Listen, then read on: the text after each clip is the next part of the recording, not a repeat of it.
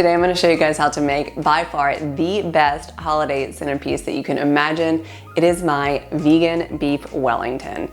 You guys, this is seriously so good. Everyone who tries it absolutely loves it. I held a Thanksgiving party with a lot of my meat-eating friends last year at my house, and let me tell you, everybody went absolutely crazy over the vegan Wellington. And not to mention, it is absolutely beautiful. It is that kind of dish that you bring to the table and everyone's like, oh wow. I just love making it. It is always so impressive, and I cannot wait to show you how to do it. So the very first thing that we are going to do is prepare 2 flax eggs. This is going to be 2 tablespoons of ground flax mixed with 5 tablespoons of water. This is going to act as the binder for our meat mixture, which we're going to allow to sit while we cook some vegetables together. Once you mix it all together, you can pop it in the fridge and that way it'll gel up a little bit faster. I'm going to let it sit for about 10 minutes. So now that that is prepared, we are just going to, whoop! Okay, we are just going to chop up 1 onion.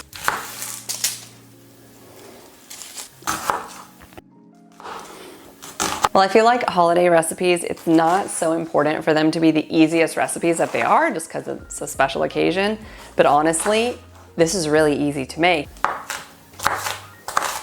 Okay, so it's been about 10 minutes. I just took my flax egg out of the fridge.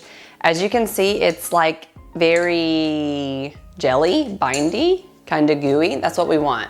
So we're just going to put that in a large bowl, and then we are going to add our meat. I use 2 packs of Beyond Meat for this recipe.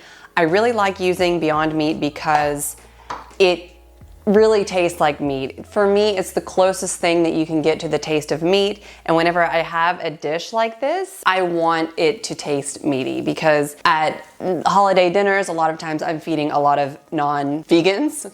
And I've just found that Beyond Meat works super, super well in this recipe. So to the same bowl, I'm also going to add 1/4 cup of breadcrumbs. I like using seasoned breadcrumbs, which have a little bit more flavor to them. It's like, why not just add a little bit more flav if you can? But you can also use regular breadcrumbs if that's what you have on hand. And then I'm just going to add 1 teaspoon of salt. So now I'm just going to mix this together. I just get in there with my hands. It's the easiest thing. It's kind of fun too. So I'm just going to heat up about 2 tablespoons of olive oil in a pan. Then you're just going to add the minced onion to the pan.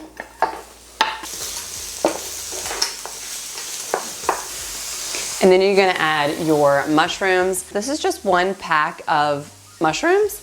I got some that were already sliced just to make it a little bit more easier, but you could also get the whole mushrooms and slice them yourself. So I'm just going to add that in with the onion.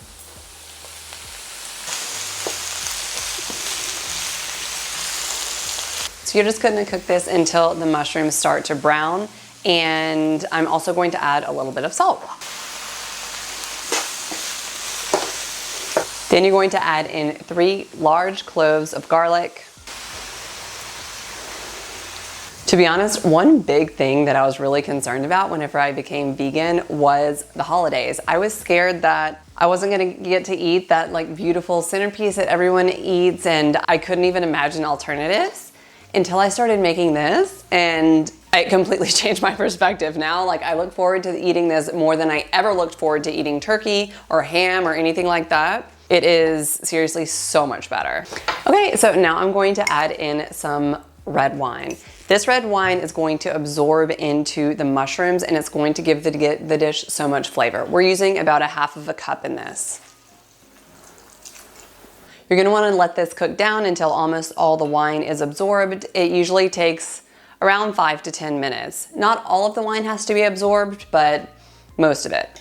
Okay, so the liquid is almost absorbed. It's not all the way. You're still going to have some liquid. So that was simmering for a little over 10 minutes. So you're just going to want to remove it from the heat, and then you're going to add the mushroom mixture to our meat mixture, which has been sitting.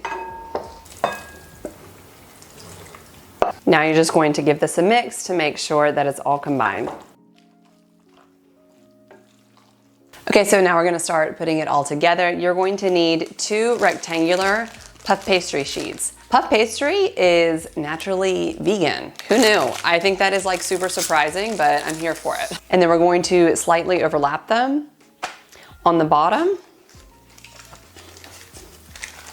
Then at the bottom, I just kind of like to press these together. You don't have to do it a lot, but just a little bit so that they stick together. Now we're going to start with our filling. You just want to take the filling and lay it in the middle of the puff pastries.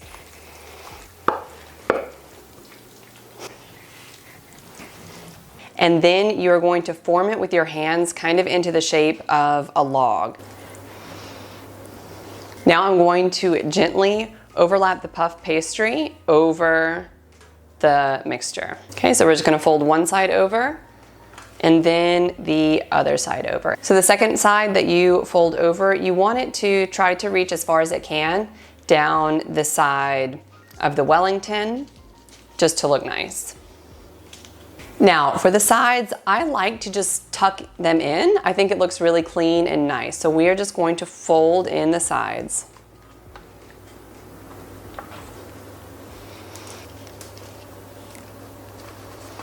Now to the top of this, I'm going to add something that's similar to an egg wash. I just melted some vegan butter and some soy milk. I just melted that together, and this is just going to allow the top to brown a little bit more. And I'm just taking a brush and brushing it on top. Now for the super fun part, it's creating the design on the top. You can do this a million different ways, but I saw someone do this a long time ago. It's like a herringbone pattern, I think it's called. I just thought it was absolutely beautiful, so I'm going to do that. So you're just gonna take a sharp knife, like the sharp end of a knife, and I'm just going to make some lines down the Wellington. I'm gonna first make one in the center, and then about an inch apart, you're just going to make some horizontal lines. Now, the key here is to cut deep enough, but to not cut all the way through. I'm gonna face this towards me, and I'm going to make some diagonal lines going downwards on the section that is to the right of the center. And then I'm gonna do the same to the section left of the center. And then I'm just going to do the same on the sections going outwards. I feel so crafty, you guys. Now we're going to bake this for about 40 to 50 minutes, depending on your oven. We want it to get really nice and brown at the top, but we want to make sure that it doesn't burn. So I recommend that you check it at around 30 minutes and make sure that it's not getting too crispy on the top. And if it is, just lay a piece of parchment paper on the top to protect it. So now I'm going to pop this in. Ugh. Whoa, okay. Wow, okay, I just tried to kick the oven door closed while I was holding this, and I literally almost let the Wellington fall on the floor, but I didn't, so that's great news.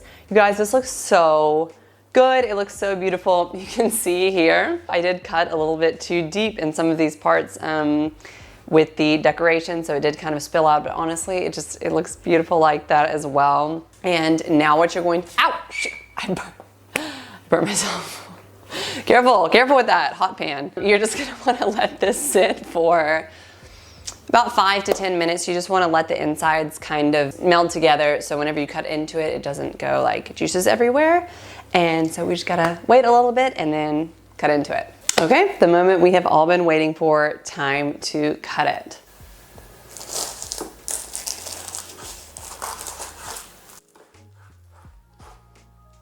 Whoa, okay, I hope you can see how incredibly like juicy and amazing this looks. And it smells amazing, like my kitchen is smelling amazing right now. Now we gotta try it.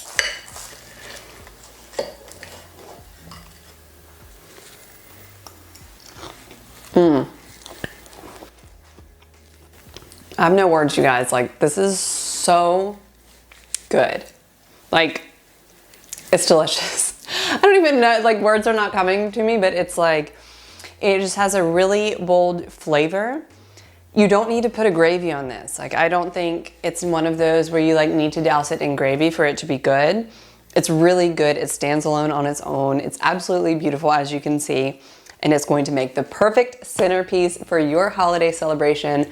I really hope that you liked this episode. If you did, give it a thumbs up and don't forget to subscribe. Also be looking out for more of my holiday recipe videos. I'm going to be coming out with a lot of those, and I cannot wait to see you in the next one.